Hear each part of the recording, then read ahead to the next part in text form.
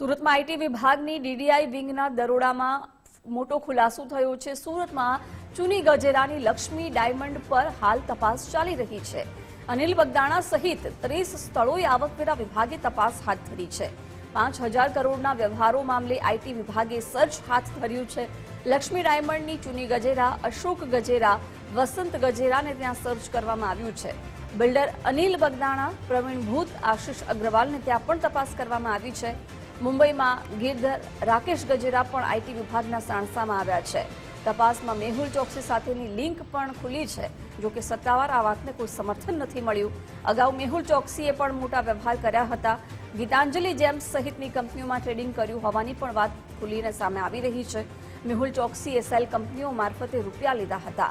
આ રૂપિયા ડાયમંડ કંપનીઓમાં ફેરવાયા હોવાની પણ વાત સામે આવી છે।